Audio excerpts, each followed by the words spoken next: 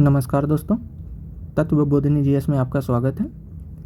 BPSC mains economy श्रृंखला की ये लेक्चर नंबर 6 है। ठीक है, इसमें इसके पिछले वाले लेक्चर में कृषि की सभी आयाम को कवर किए थे, जितने भी शब्दावली आते हैं, जैसे इसकी क्या समस्या है कृषि की, क्या क्या संभावनाएं हैं। ठीक है, जैविक कृषि, जीएम फसल, बिहार में कृषि, ठीक है, जितने भी थे ये मतलब और भी ETC देख चुके हैं। लगभग कृषि की 3 पार्ट में वीडियो आए थे। ठीक है, 1, 2, 3। अब जब कृषि पढ़ लिए, ठीक, तो ये इस लेक्चर में लेक्चर नंबर ये 6 होंगे। इसमें हरित क्रांति को देखेंगे। इसमें भारत में हरित क्रांति 2.0, ठीक है, इससे बहुत सारे क्वेश्चन आ चुके हैं। हरित क्रांति से प्रीवियस ईयर में हरित क्रांति 2.0 इससे भी क्वेश्चन आ चुके हैं। ठीक है, बिहार में हरित क्रांति के क्या प्रभाव पड़े हैं, ठीक, और सदाबहार क्रांति क्या है, और इससे बाद खाद्य सुरक्षा। ठीक है, तो हरित क्रांति से जितने भी क्वेश्चन आ सकते हैं इस वीडियो में से कवर किया जाएंगे।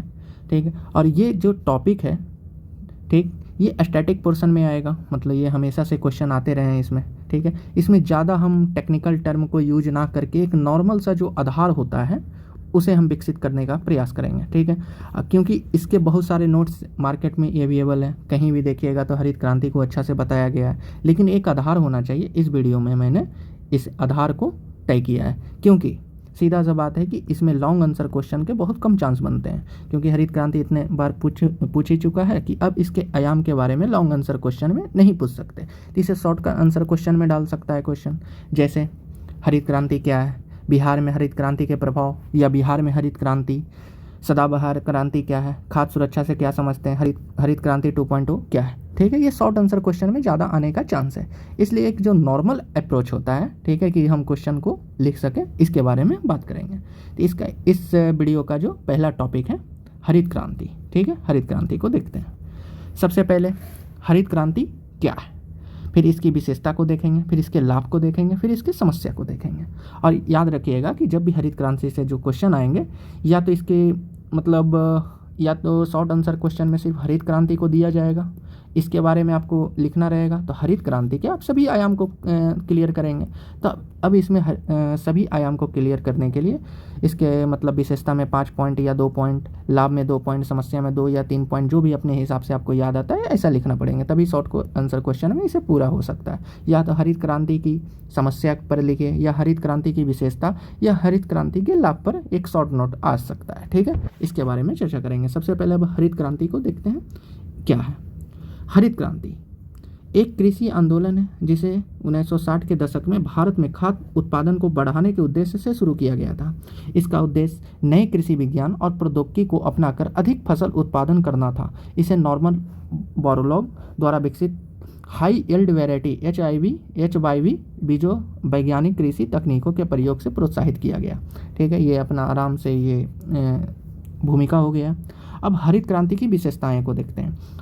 उन्नत बीजों का प्रयोग, ये तो सबसे मतलब इम्पॉर्टेंट विशेषता है। हरित क्रांति के अंतर्गत हाई यील्ड वैरायटी बीजों का उपयोग किया गया जो पारंपरिक बीजों से अधिक उत्पादन करते थे। दूसरा, रासायनिक उर्वरकों का प्रयोग। फसलों की उत्पादकता बढ़ाने के लिए रासायनिक उर्वरकों का उपयोग किया गया। सिंचाई के नए साधन और नहरों का विस्तार किया गया ताकि खेती में जल की कमी को पूरा किया जा सके। चौथा, कीटनाशक और फफूंदनाशकों का प्रयोग। फसलों को कीट और रोगों से बचाने के लिए रासायनिक कीटनाशकों का प्रयोग किया गया। मशीनीकरण, ट्रैक्टर, थ्रेशर और अन्य कृषि उपकरणों का उपयोग किया गया ताकि उत्पादन को बढ़ाने में सहायता मिल सके। हरित क्रांति के अब इसको लाभ देख लेते हैं, दूसरा आयाम जो था। ठीक है, विशेषता के बाद आयाम, विशेषता के बाद लाभ। ठीक है, कृषि उत्पादन में वृद्धि, इससे क्या क्या उत्पादन फायदे हुए हैं इसको देखेंगे। सबसे पहले कृषि उत्पादन में वृद्धि। इसके परिणाम स्वरूप गेहूं और चावल के उत्पादन में बहुत बड़ी वृद्धि हुई, जिससे भारत खाद्य आत्मनिर्भर बना। भूखमरी की समस्या का समाधान। हरित क्रांति के कारण खाद्य उत्पादन में बढ़ोतरी से देश में भूखमरी की समस्या को काफ़ी हद तक कम किया गया। और फिर किसानों की आय में वृद्धि, बस एक ही पॉइंट लिखना है बस आपको, ज़्यादा नहीं, ठीक है, ये क्योंकि शॉर्ट आंसर क्वेश्चन में ज़्यादा आने के चांस हैं ये क्वेश्चन। उत्पादन बढ़ने से किसानों की आय में भी वृद्धि हुई। रोजगार सृजन, कृषि में मशीनीकरण और उत्पादन बढ़ने से ग्रामीण क्षेत्रों में रोजगार के नए अवसर उत्पन्न हुए। कृषि के क्षेत्र में प्रगति, कृषि में विज्ञान और तकनीक का उपयोग बढ़ा, जिससे देश में कृषि नीति में भी सुधार हुआ। ठीक है, अब इसके बारे में समस्या देखते हैं, हरित क्रांति की समस्याएं। असमानता, हरित क्रांति के लाभ मुख्यतः कुछ ही विशेष जैसे पंजाब, हरियाणा, पश्चिम उत्तर प्रदेश और बड़े किसानों तक ही सीमित रहा। छोटे और पिछड़े किसान इससे उतना लाभ नहीं मिल सका। मतलब इसको बोल सकते हैं कि अंतर्राज्य और अंतर्राज्यीय विषमता को बढ़ावा मिला। ठीक है, असमानता या विषमता जो भी आप बोल लीजिए। मिट्टी की उर्वरता में कमी, अत्यधिक रासायनिक उर्वरकों के प्रयोग से मिट्टी की प्राकृतिक उर्वरता में कमी आई। पानी की कमी, अत्यधिक सिंचाई के कारण भूजल स्तर में गिरावट आई, जिससे भविष्य में जल संकट की समस्या बढ़ सकती है। मतलब बढ़ गई भी है, बढ़ सकती भी है। जैसे पंजाब और हरियाणा के क्षेत्र में देखेंगे जल स्तर काफ़ी नीचे पहुंच चुका है। प्राकृतिक संसाधनों का अति दोहन, अधिक उत्पादन के लिए भूमि, जल और ऊर्जा का अत्यधिक दोहन हुआ, जो दीर्घकालिक रूप से नुकसानदायक है। पर्यावरणीय समस्याएं, ठीक है, कीटनाशकों और रासायनिक उर्वरकों के अत्यधिक प्रयोग से पर्यावरण प्रदूषण और जैव विविधता में कमी आई। ठीक है, अब इसके समस्या चैलेंजेस कुछ क्षेत्र देख लेते हैं कि कौन कौन ऐसा मतलब क्षेत्र हैं जो इससे समस्या से ग्रसित रहे हैं। सबसे पहले छोटे और सीमांत किसान। हरित क्रांति से सबसे बड़ा लाभ बड़े किसानों को हुआ, जबकि छोटे किसानों के पास संसाधनों की कमी के कारण इसका पूरा लाभ नहीं मिल पाया। दूसरा, प्राकृतिक संसाधनों का दोहन। जलवायु परिवर्तन, भूजल संकट और मिट्टी की गुणवत्ता में गिरावट ने दीर्घकालिक कृषि स्थिरता पर सवाल उठाया। जैव विविधता पर नुकसान, एक ही प्रकार की फसलों पर ध्यान केंद्रित करने से अन्य फसलों और जैव विविधता को नुकसान पहुंचा है। चौथा, संवहनीयता की कमी। रासायनिक उर्वरक और कीटनाशकों पर निर्भरता ने कृषि को लंबे समय में असंवहनीय बना दिया है। ठीक है, अब इसके बारे में कुछ ये देख लें, मतलब निष्कर्ष। हरित क्रांति ने भारत में कृषि उत्पादन में अभूतपूर्व वृद्धि की, लेकिन इसके कुछ दीर्घकालिक प्रभाव और समस्या के कारण अब सतत कृषि की ओर ध्यान केंद्रित किया जा रहा है। ठीक है, अब एक टॉपिक और बनता है सतत कृषि। ठीक, सतत कृषि मतलब वही आ जाएंगे, मतलब जीरो बजटिंग, नेचुरल फार्मिंग, फिर जैविक कृषि, मतलब सतत मतलब जिससे पर्यावरण को नुकसान ना हो। ठीक है, और मतलब कृषि है जो लंबे समय तक चलाया जा सके। ठीक है, अब दूसरा टॉपिक देखते हैं, हरित क्रांति 2.0। ठीक है, ये भी इंपॉर्टेंट क्वेश्चन है क्योंकि हरित क्रांति से बहुत बार क्वेश्चन आ चुके हैं। अब एक हरित क्रांति 2.0 अगर शॉर्ट नोट्स में दे दिया तो इसमें आप क्या लिखेंगे। ठीक है, सबसे पहले ये देखते हैं कि हरित क्रांति क्या है, इसमें हरित क्रांति 2.0 क्या है, इसके उद्देश्य, इसके विशेषता, इसके चुनौतियां और निष्कर्ष जो भी। तो हरित क्रांति 2 का उद्देश्य भारत में पहली बार हरित क्रांति के बाद कृषि में आई चुनौतियों और असंतुलनों को दूर करना है। यह सतत कृषि विकास, आधुनिक कृषि प्रौद्योगिकी के उपयोग, पर्यावरण संरक्षण, छोटे किसानों के समावेशी विकास पर ध्यान केंद्रित करता है। हरित क्रांति 2.0 कृषि क्षेत्र को और अधिक संवहनीय, लाभकारी और पर्यावरण के अनुकूल बनाने के लिए उन्नत तकनीकों और नीतियों को लागू करने पर जोर देती है। ठीक है, हरित क्रांति 2.0 के प्रमुख उद्देश्यों को देखेंगे। पहला, सतत कृषि। ठीक है, अब देखिए सतत कृषि का था, इसके बारे में थोड़ा सा आप देख लीजिए सबसे शॉर्ट में। पर्यावरणीय दृष्टिकोण से टिकाऊ कृषि पद्धतियों का विकास, जैसे जैविक कृषि, प्राकृतिक संसाधनों का कुशल प्रबंधन और भूमि संरक्षण इसमें शामिल है। दूसरा, जल संरक्षण और प्रबंधन। ठीक है, भूजल की कमी को रोकने के लिए ड्रिप इरिगेशन, स्प्रिंकलर इरिगेशन और अन्य जल संरक्षण तकनीकों को बढ़ावा देना। छोटे सीमांत किसानों पर ध्यान, छोटे और सीमांत किसानों को भी उन्नत तकनीक, बीज और वित्तीय सहायता प्रदान कर उनके उत्पादन और आय में वृद्धि करना है। ठीक है, और उन्नत बीज और जैव प्रौद्योगिकी, अधिक उपज देने वाले, रोग प्रतिरोधक और जलवायु परिवर्तन के अनुकूल बीजों का विकास और वितरण से है। डिजिटल कृषि, कृषि में डिजिटल तकनीकों का उपयोग, जैसे मौसम की जानकारी, बाजार की जानकारी, फसलों की निगरानी के और मूल्यांकन के लिए सेंसर, ड्रोन आदि अन्य आईटी सक्षम सेवाओं का प्रयोग। जलवायु संवेदनशील कृषि, जलवायु परिवर्तन के प्रभावों को कम करने के लिए फसलों को अनुकूल बनाना और किसानों को जलवायु परिवर्तन से निपटने के लिए तैयार करना। मूल्य श्रृंखला का विकास, कृषि उत्पादन के बाद की प्रक्रिया में सुधार, जैसे भंडारण, प्रसंस्करण, विपणन, जैसे किसानों को बेहतर मूल्य मिल सके। विविधता और फसल चक्र, एकल फसल उत्पादन पर निर्भरता कम करके फसल की विविधता और फसल चक्र को बढ़ावा देना, जिससे मृदा स्वास्थ्य और जैव विविधता को संरक्षित किया जा सके। अब हरित क्रांति 2.0 की विशेषता को देखेंगे। ये जो पॉइंट है, ठीक है, काफ़ी मतलब 8 पॉइंट जो लिखे हैं, इसमें भी छोटे छोटे बहुत सारे पॉइंट हैं, इसको जरूर देखेंगे, ठीक है। अब इसमें विशेषता को देखते हैं। आधुनिक तकनीक का उपयोग किया गया, स्मार्ट कृषि, drone, artificial intelligence, big data, remote sensing जैसे तकनीकों का कृषि में प्रयोग।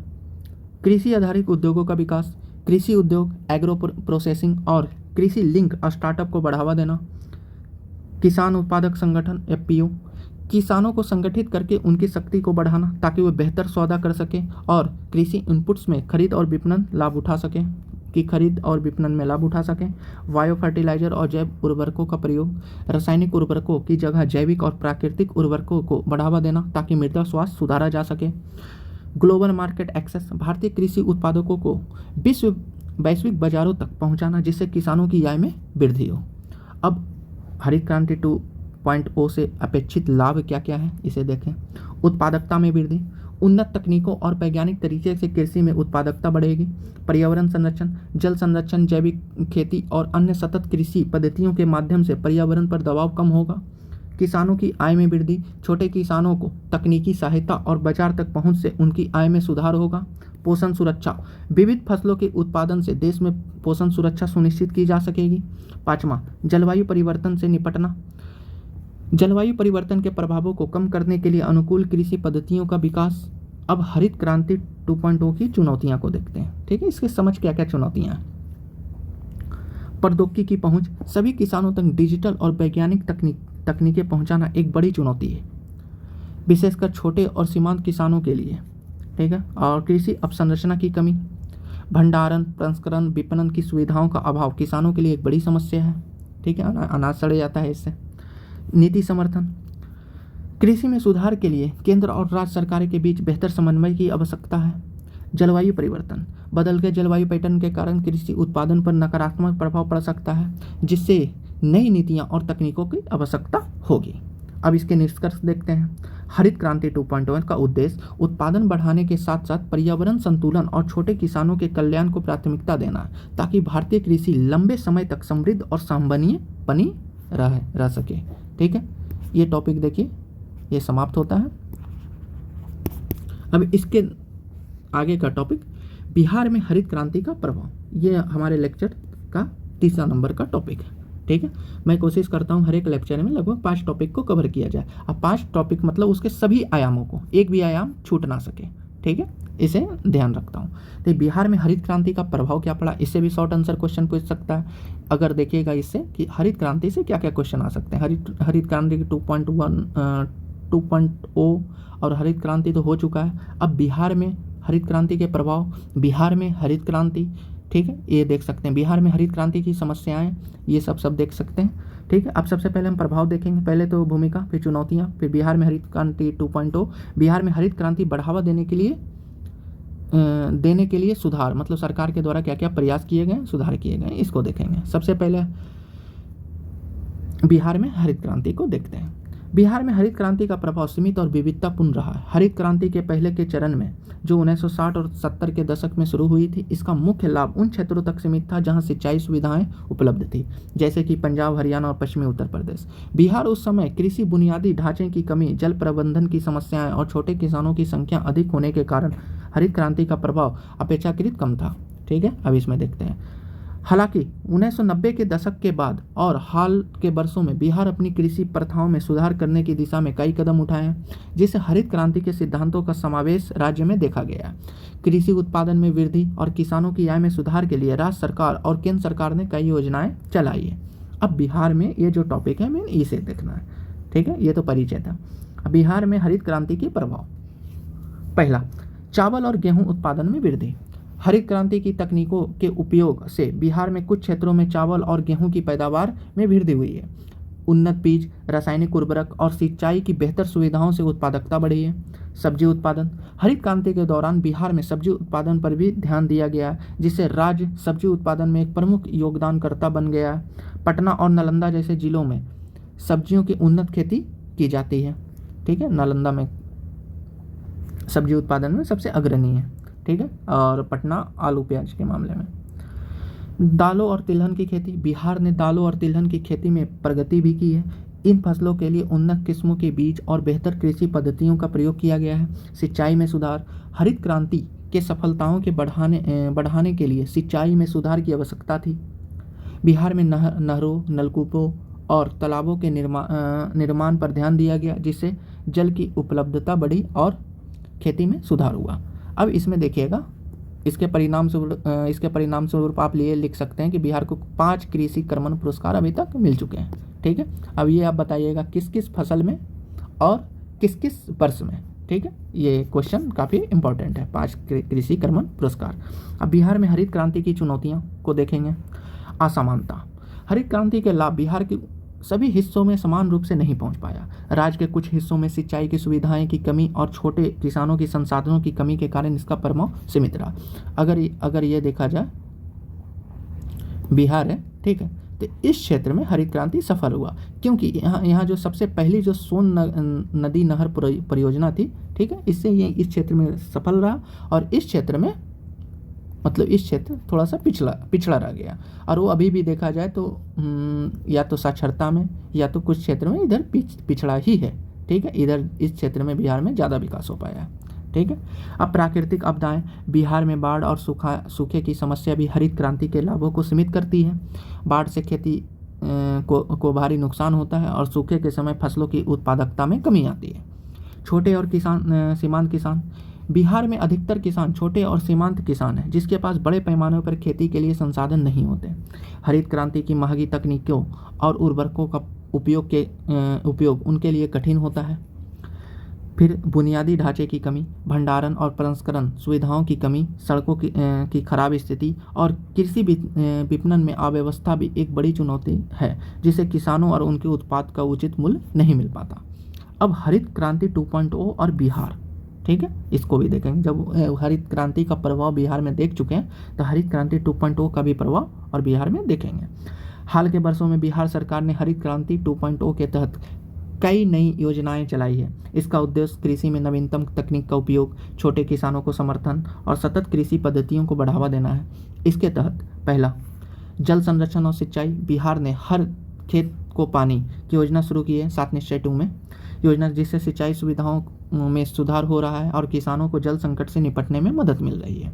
दूसरा, कृषि मशीनीकरण। बिहार सरकार ने किसानों को कृषि उपकरणों पर सब्सिडी दी है, जिससे छोटे किसानों को भी आधुनिक तकनीकों का उपयोग करने का अवसर मिल रहा है। कृषि बाजार और मूल्य संवर्धन। सरकार ने कृषि उपज की बिक्री के लिए बेहतर बाजार व्यवस्था और भंडारण सुविधाएं दी है, जिससे किसानों को उनके उत्पादों का सही मूल्य मिल सके। फसल विविधीकरण। हरित क्रांति 2.0 के अंतर्गत बिहार में फसल विविधीकरण को बढ़ावा दिया जा रहा है, ताकि किसान एक ही फसल निर्भर ना रहें और अन्य नकदी फसलों की खेती करें। अब देखिए, बिहार सरकार ने हरित क्रांति को बढ़ावा देने के लिए क्या क्या सुधार किए हैं, आवश्यक सुधार क्या क्या हुआ। बेहतर सिंचाई व्यवस्था। सिंचाई के साधनों में और सुधार की जरूरत है, ताकि कृषि में उत्पादन वृद्धि हो सके। छोटे किसान के लिए वित्तीय सहायता। छोटे और सीमांत किसानों को सस्ती दरों पर ऋण, बीज और कृषि उपकरण उपलब्ध कराने की व्यवस्था। जलवायु संवेदनशील कृषि। जलवायु परिवर्तन से निपटने के लिए कृषि में ऐसे सुधार आवश्यक हैं जो कम जल और प्रतिकूल परिस्थितियों में भी उत्पादन बढ़ा सकें। ठीक है, फसल विविधीकरण को भी बढ़ावा दिया। शिक्षा और प्रशिक्षण। ठीक है, किसानों को नई तकनीकों और उन्नत कृषि पद्धतियों के बारे में जानकारी देना आवश्यक है, ताकि वे अपना सही तरीके से उपयोग कर सकें। बिहार में हरित क्रांति की दिशा में प्रगति हो रही है, लेकिन यह अभी भी पूरी तरह से सफल नहीं हो पाई। इसके लिए बुनियादी ढांचे, जल प्रबंधन और छोटे किसान के सशक्तिकरण पर अधिक ध्यान देने की आवश्यकता है। अब ये जो 3 नंबर का टॉपिक है बिहार में हरित क्रांति के प्रभाव, ये समाप्त होता है। अब हम चौथा टॉपिक देखते हैं, सदाबहार क्रांति। ठीक है, अगर देखा जाए तो ये भी शॉर्ट आंसर क्वेश्चन में पूछा जा सकता है, सदाबहार क्रांति क्या है। इसलिए अगर देखेंगे कि मैंने हर एक लेक्चर में छोटा जो जितने भी टॉपिक होते हैं उसे छोटे छोटे भाग में बांट के पढ़ा हूँ। ठीक है, अपने हिसाब से आपको जो इम्पोर्टेंट लगे आप चुन के उसका नोट्स बना सकते हैं, ठीक है, और उसे एग्ज़ाम में अपना बेस्ट दे सकते हैं, ठीक है। अब सदाबहार क्रांति क्या है, इसकी क्या विशेषताएं हैं, इसके उद्देश्य क्या है, लाभ क्या है, हानि क्या है, सदाबहार क्रांति के लिए उठाए गए कदम क्या क्या है, ठीक है। अब सबसे पहले देखते हैं सदाबहार क्रांति, एवरग्रीन रेवोल्यूशन। एक ऐसा कृषि आंदोलन है जिसका उद्देश्य दीर्घकालिक और सतत कृषि उत्पादन को बढ़ावा देना है, ताकि फसल उत्पादन को बढ़ाते हुए पर्यावरण को भी संरक्षित किया जा सके, ठीक है। यह विचार भारत के प्रसिद्ध कृषि वैज्ञानिक डॉक्टर MS स्वामीनाथन द्वारा प्रस्तुत किया गया था, जिसे हरित क्रांति का जनक भी माना जाता है। सदाबहार क्रांति का मुख्य उद्देश्य हरित क्रांति के नकारात्मक प्रभावों को कम करते हुए कृषि को पर्यावरण के अनुकूल और दीर्घकालिक रूप से स्थिर बनाना है। सदाबहार क्रांति की परिभाषा, MS स्वामीनाथन ने सदाबहार क्रांति को इस प्रकार से परिभाषित किया। सदाबहार क्रांति का अर्थ है खेती में ऐसे सुधार जो दीर्घकालिक हो और कृषि को इस प्रकार विकसित करें कि वह उत्पादन बढ़ाने के साथ साथ पर्यावरण, मिट्टी और जल और जैव विविधता को भी संरक्षित करे, ठीक है। अब इस सदाबहार क्रांति के कुछ विशेषताएं को देखते हैं। सतत कृषि, सदाबहार क्रांति के मुख्य फोकस कृषि उत्पादन को बढ़ाने के साथ साथ दीर्घकालिक रूप से मृदा, जल और पर्यावरण के संरक्षण करना है। इसका उद्देश्य ऐसा कृषि मॉडल तैयार करना है जो समय के साथ साथ पर्यावरण के अनुकूल और स्थायी हो, ठीक है। अब देखते हैं 2 नंबर, मतलब सदाबहार क्रांति का विशेषता नंबर 2। सदाबहार क्रांति के तहत जैविक खेती, मिश्रित खेती और प्राकृतिक संसाधनों के कुशल उपयोग पर जोर दिया जाता है, ताकि पर्यावरण संतुलन बना रहे और फसलों के उत्पादन भी अच्छा हो।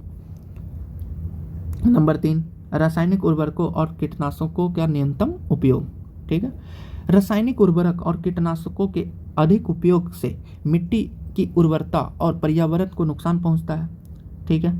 सदाबहार क्रांति प्राकृतिक खाद और जैविक कीटनाशकों के उपयोग को बढ़ावा देती है, जिससे मिट्टी की गुणवत्ता बनी रहे। नंबर 4, फसल विविधीकरण, ठीक है। सदाबहार क्रांति एकल फसल उत्पादन के बजाय फसल विविधीकरण पर जोर देती है।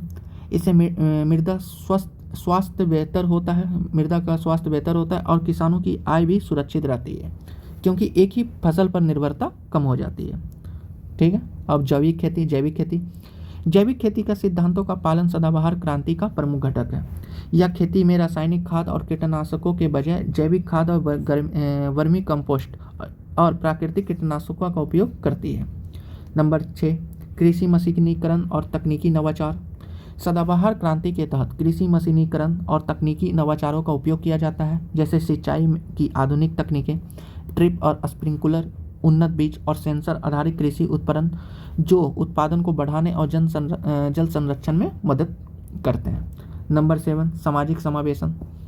सदाबहार क्रांति का उद्देश्य है कि इसका लाभ केवल बड़े किसानों तक सीमित ना रहे, बल्कि छोटे और सीमांत किसान को भी इसका लाभ मिल सके। इसमें किसान उत्पादक संगठनों FPO को भी शामिल किया जाता है, ताकि किसानों की सामूहिक ताकत बढ़े और उन्हें बेहतर बाजार पहुंच मिले। सदाबहार क्रांति के उद्देश्य को देखते हैं। सतत खाद्य सुरक्षा। भारत में तेजी से बढ़ती आबादी को ध्यान में रखते हुए सदाबहार क्रांति का उद्देश्य है कि कृषि उत्पादन को बढ़ाकर दीर्घकालिक खाद्य सुरक्षा सुनिश्चित किया जा सके, ठीक है। दूसरा, प्राकृतिक संसाधनों का संरक्षण। इस क्रांति के तहत खेती में जल, भूमि और जैव विविधता के सतत उपयोग पर जोर दिया जाता है, ताकि आने वाली पीढ़ियों के लिए ये संसाधन संरक्षित रह सके। नंबर 3, कृषि पर निर्भरता बनाए रखना। सदाबहार क्रांति का लक्ष्य है कि कृषि उत्पादकता बढ़ाने के साथ साथ किसानों की आय में वृद्धि हो और ग्रामीण क्षेत्रों में रोजगार के अवसर बनाए रखे जाएं, ठीक है। नंबर 4, जलवायु परिवर्तन से अनुकूलन। सदाबहार क्रांति के तहत फसल के उत्पादन की ऐसी तकनीकों को अपनाया जाता है जो जलवायु परिवर्तन के अनुकूल हो। इसमें जलवायु संवेदनशील फसलों का विकास, मृदा संरक्षण और जल प्रबंधन पर जोर दिया जाता है। सदाबहार क्रांति के लाभ, अब लाभ को देखते हैं, ठीक है। पहला, पर्यावरणीय स्थिरता। जैविक खेती, फसल विविधता और प्राकृतिक संसाधनों के संरक्षण के कारण पर्यावरण पर नकारात्मक प्रभाव कम होता है। नंबर 2, मृदा और जल संरक्षण। सदाबहार क्रांति के माध्यम से मृदा की उर्वरता और जल की गुणवत्ता में सुधार होता है। इससे दीर्घकालिक कृषि उत्पादन की क्षमता बढ़ती है। नंबर 3, किसानों की आय में वृद्धि। सतत कृषि और विविध फसलों की खेती से किसानों की आय में वृद्धि होती है। प्राकृतिक संसाधनों का कुशल उपयोग करने से खेती लागत कम होती है। नंबर 4, रोग प्रतिरोधी फसलें। सदाबहार क्रांति के तहत विकसित की जाने वाली फसलें रोग प्रतिरोधक होती है, जिससे उत्पादन में स्थिरता आती है और किसानों को कम नुकसान होता है। अब सदाबहार क्रांति से उत्पन्न क्या क्या चुनौतियां हैं, इसे देखते हैं। प्रौद्योगिकी की पहुंच। आधुनिक कृषि में तकनीकों और मशीनीकरण का लाभ सभी किसानों तक पहुंचाना एक चुनौती है, खासकर छोटे और सीमांत किसानों के लिए। प्रशिक्षण और जागरूकता की कमी। कई किसान अभी भी पारंपरिक खेती के तरीकों पर निर्भर हैं और उन्हें सतत कृषि पद्धतियों की जानकारी और प्रशिक्षण की आवश्यकता है। बाजार और वित्तीय सहयोग। किसानों को उनकी उपज के लिए उचित बाजार और वित्तीय सहायता की आवश्यकता होती है। सरकार और निजी क्षेत्र के सहयोग के बिना सतत कृषि को बढ़ावा देना कठिन हो सकता है। अब देखिए, सतत कृषि के लिए मतलब सदाबहार क्रांति के लिए सरकार के द्वारा उठाए गए कदम को देखते हैं। प्रधानमंत्री सिंचाई योजना, प्रधानमंत्री कृषि सिंचाई योजना। जल संरक्षण और प्रबंधन के लिए यह योजना चलाई गई है, जिसका उद्देश्य खेती के लिए पानी की उपलब्धता सुनिश्चित करना और जल संरक्षण के आधुनिक साधनों का उपयोग बढ़ाना है। दूसरा, कृषि मशीनीकरण और प्रशिक्षण। सरकार किसानों को आधुनिक कृषि उपकरण और मशीनीकरण के लिए सब्सिडी प्रदान करती है। साथ ही किसानों को नई तकनीकों के उपयोग के लिए प्रशिक्षण भी दिया जाता है।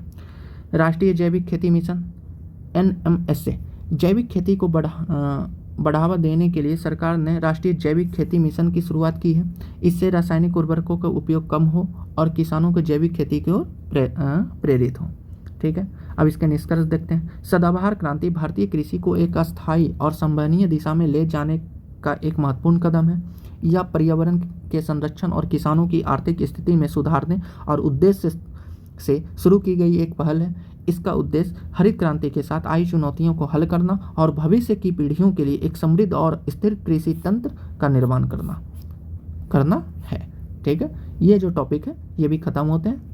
ठीक है, इसके बाद इस टॉपिक का मतलब इस लेक्चर का लास्ट टॉपिक खाद्य सुरक्षा को देखते हैं। मतलब अगर देखा जाए तो अगर हम देखें इकोनॉमी का बेसिक देखें, ठीक है, बेसिक GDP वगैरह क्या है क्या नहीं। इसके बाद भूमि सुधार देखें, भूमि सुधार के बाद कृषि देखें। इसके बहुत सारे कुछ टर्मोलॉजी हैं, जैविक खेती, जीरो बजट नेचुरल फार्मिंग, ठीक है, बहुत सारे इसके ये देखें, आयाम देखें। फिर कृषि के बाद फिर इसी के बाद ये हरित क्रांति को देख रहे हैं इस लेक्चर में। हरित क्रांति भी खत्म हो चुका है। ठीक है, अब इसके बाद खाद्य सुरक्षा, ठीक है, खाद्य सुरक्षा सुनिश्चित देखेंगे। अब खाद्य सुरक्षा जब खत्म होगा मतलब इस लेक्चर के बाद अगले लेक्चर से खाद्य प्रसंस्करण देखेंगे। जो भी खाद्य प्रसंस्करण क्या है, इसके उद्योग क्या क्या संभावनाएं हैं। ठीक है, ये करेंट का टॉपिक काफ़ी महत्वपूर्ण टॉपिक है। अब खाद्य प्रसंस्करण के बाद इसके बाद MSME में जाएंगे। SME के बाद उद्योग की तरफ अग्रसर होंगे। मतलब अगर देखा जाए तो ये कृषि को खत्म मतलब कृषि से जुड़ते मैं उद्योग की तरफ बढ़ रहा हूँ। ठीक है, उद्योग की तरफ फिर सेवा उद्योग वगैरह सब करते हुए फिर इस इकोनॉमी की क्लास को ख़त्म करेंगे। ठीक है, अब इस लेक्चर का लास्ट टॉपिक खाद्य सुरक्षा को देखते हैं। अब खाद्य सुरक्षा में भी क्या है, इसके क्या स्वरूप हैं, भारत में खाद्य सुरक्षा की स्थिति क्या है, भारत में खाद्य सुरक्षा की चुनौतियाँ, खाद्य सुरक्षा के लिए सरकार के द्वारा उठाए गए मतलब किए गए प्रयास को देखेंगे। खाद्य सुरक्षा क्या है? खाद्य सुरक्षा का अर्थ सभी लोगों को हर समय पर्याप्त, सुरक्षित और पौष्टिक भोजन की उपलब्धता होनी चाहिए ताकि वे स्वस्थ और सक्रिय जीवन जी सकें। खाद्य सुरक्षा सुनिश्चित करती है कि भोजन की उपलब्धता, पहुंच और उपयोग के संदर्भ में लोग भूखमरी, कुपोषण और खाद्य संकट से बचें। खाद्य सुरक्षा के 4 प्रमुख घटक होते हैं। सबसे पहले देखिए, खाद्य सुरक्षा में ये 4 घटक को लिखना काफ़ी जरूरी होता है, तभी खाद्य सुरक्षा सुनिश्चित हो सकेगी। भोजन की उपलब्धता, पर्याप्त मात्रा में भोजन का उत्पादन होना चाहिए ताकि हर व्यक्ति की ज़रूरत पूरी हो सके। दूसरा, भोजन को उत्पादन ही संभव नहीं, मतलब उत्पादन से ही खाद्य सुरक्षा सुनिश्चित नहीं होगा। मान लीजिए आप बहुत ज़्यादा उत्पादन कर रहे हैं लेकिन लोगों जो आवश्यक लोग हैं मतलब उसके लिए जिसके लिए पहुंचाना है उसके तक पहुंच नहीं पा रहा है, तो इतना उत्पादन ही बेकार है। ठीक है। तो भोजन की पहुंच, सभी लोगों को भोजन खरीदने और प्राप्त करने की आर्थिक और भौतिक क्षमता होनी चाहिए, मतलब गरीबी को भी ख़त्म करना है, ठीक है, तभी मतलब कम से कम खाना तो मिल सके। भोजन की उपभोग, भोजन का सही ढंग से उपभोग होना चाहिए ताकि पोषण संबंधी जरूरतों पूरी हो सके। ऐसा भी नहीं है कि थोड़ा थोड़ा खाना, सभी पौष्टिक खाना। खाद्य स्थिरता, किसी भी समय खाद्य सुरक्षा संकट से निपटने के लिए सक्षम व्यवस्था होनी चाहिए। मान लीजिए एक साल आपदा आ गया, आप खाद्य सुरक्षा है, अगर आपदा आ गया और अगला साल आपके पास खाद्य संकट आ गया, तो ये भी नहीं है, इसका स्थिरता होना चाहिए, ठीक है। खाद्य सुरक्षा के स्वरूप को देखते हैं। अल्पकालिक खाद्य सुरक्षा, जब किसी क्षेत्र में अकाल, युद्ध, प्राकृतिक आपदा या अन्य कारणों से तत्काल खाद्य संकट उत्पन्न होता है तो उस समय अल्पकालिक खाद्य सुरक्षा महत्वपूर्ण होती है। इसके तहत राहत और सहायता कार्यक्रम चलाए जाते हैं। एक दीर्घकालिक खाद्य सुरक्षा यह सुनिश्चित करती है कि हर समय, विशेष रूप से आर्थिक और पर्यावरणीय परिवर्तनों के बावजूद, सभी के पास भोजन की अस्थिर और पर्याप्त आपूर्ति हो। इसमें कृषि उत्पादन में सुधार, वितरण तंत्र की मजबूती और खाद्य भंडारण पर ध्यान दिया जाता है। सुरक्षित खाद्य पदार्थों की उपलब्धता, खाद्य पदार्थों की गुणवत्ता और स्वच्छता सुनिश्चित करना भी खाद्य सुरक्षा का एक महत्वपूर्ण हिस्सा है। इसके तहत सुनिश्चित किया जाता है कि भोजन में कोई हानिकारक तत्व ना हो और वह स्वास्थ्य के लिए सुरक्षित हो। भारत में खाद्य सुरक्षा की स्थिति को देखते हैं। भारत में खाद्य सुरक्षा की स्थिति में सुधार तो हुआ है, लेकिन चुनौतियां भी मौजूद हैं। भारत में खाद्य सुरक्षा को लेकर कई महत्वपूर्ण कदम उठाए गए हैं, जैसे हरित क्रांति। हरित क्रांति तो खाद्य सुरक्षा, हरित क्रांति आई तो उत्पादन बढ़ा और खाद्य सुरक्षा सुनिश्चित हुई। 1960 और 70 के दशक में हरित क्रांति ने भारत में खाद्य सुरक्षा में भारी वृद्धि की। इसने भारत को खाद्य संकट से उबारने में मदद की और देश को खाद्यान्न उत्पादन में आत्मनिर्भर बनाया। सार्वजनिक वितरण प्रणाली, ये भी तो खाद्य सुना। अब देखिए यहाँ पर उत्पादन बढ़ाया, यहाँ पर लोगों तक पहुँच बढ़ाया। इस प्रणाली भारत में खाद्य सुरक्षा की एक प्रमुख घटक है। पीडीएस के तहत सरकार गरीब और वंचित वर्गों को रियायत दरों पर अनाज और अन्य आवश्यक वस्तुओं उपलब्ध कराती है, लेकिन इसके क्रियान्वयन में भ्रष्टाचार और अनियमितता की समस्या भी है। राष्ट्रीय खाद्य सुरक्षा अधिनियम NFSA 2013, यह अधिनियम भारत में खाद्य सुरक्षा सुनिश्चित करने के लिए एक प्रमुख कानून है। अगर खाद्य सुरक्षा लिखें और ये कानून ना लिखें, ठीक है, तो फिर ये इस क्वेश्चन में लिखने का कोई फ़ायदा नहीं है। ये कानून को आप गूगल में थोड़ा डिटेल से देख लेंगे।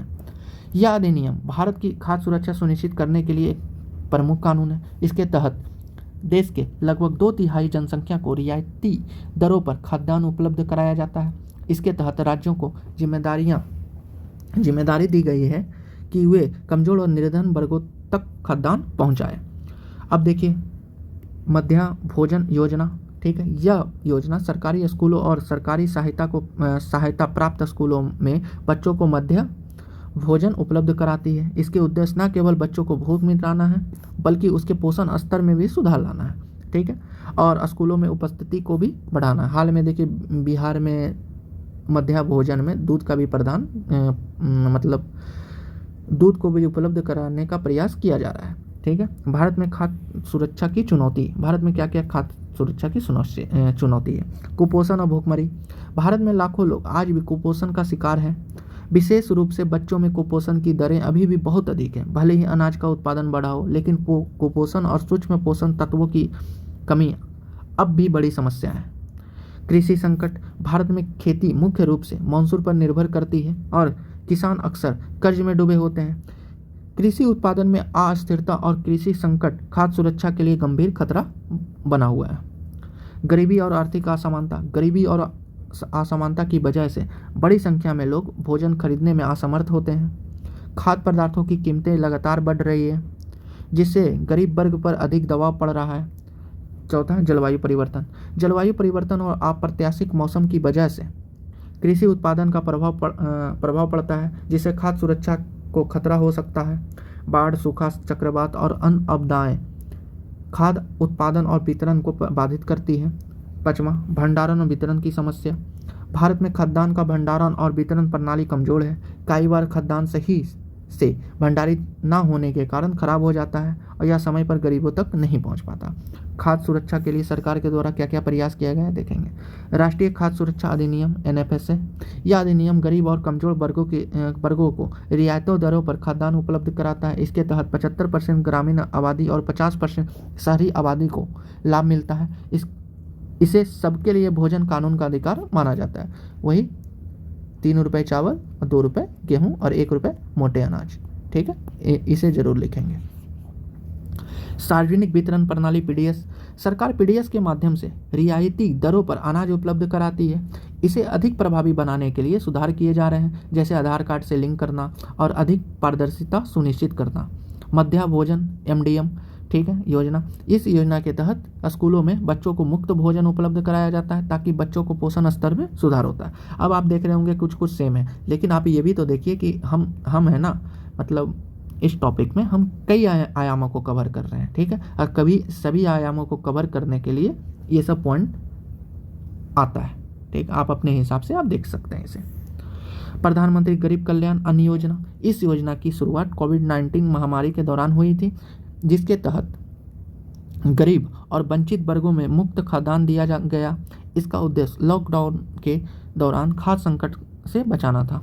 प्रधानमंत्री किसान सम्मान निधि योजना, इस योजना के तहत किसानों को आर्थिक सहायता प्रदान की जाती है ताकि वे अपनी खेती को बढ़ावा दे सकें और खाद्यान्न उत्पादन में वृद्धि हो सके। राष्ट्रीय पोषण मिशन, ठीक है, इसके तहत सरकार का उद्देश्य बच्चों, गर्भवती महिलाओं और स्तनपान कराने वाली महिलाओं के पोषण स्तर में सुधार करना है। इस कुपोषण को समाप्त करने की दिशा में एक महत्वपूर्ण कदम है। निष्कर्ष, अब इसके निष्कर्ष को देखते हैं। भारत में खाद्य सुरक्षा को सुनिश्चित करने के लिए सरकार ने कई महत्वपूर्ण कदम उठाए हैं, लेकिन चुनौतियां अभी भी मौजूद हैं।